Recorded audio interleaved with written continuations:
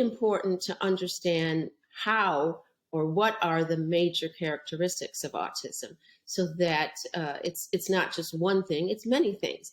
It's called a spectrum. So, and there are many behaviors, I call them behaviors, that are associated with it. They are and if you have one behavior, it doesn't mean you have autism. You have to have a majority of them. And this includes issues. It's autism is referred to as a neurodevelopmental disorder. So that means it's affecting the nervous system, the brain, and often starts at a younger age. So this is sort of that long-term kind of definition for that. But the components of it are usually deficits in social communication, social interaction, social back and forth conversation. And then there's a second category called restrictive and repetitive behaviors and interests. And these include things that people are more familiar with, such as the hand flapping, the finger movements, and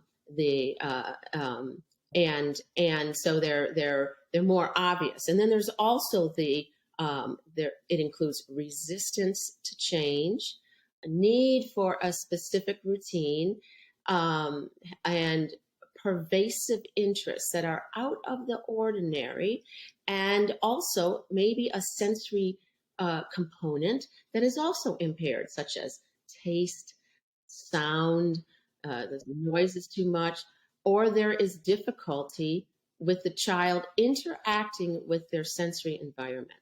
So these are the typical components that we see with autism.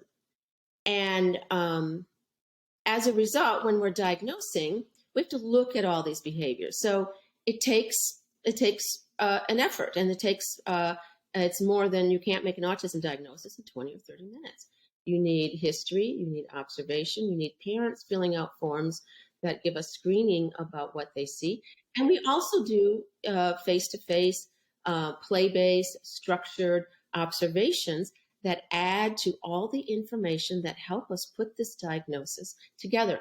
And it helps us minimize and also identify other conditions or issues that may be affecting that child at that time.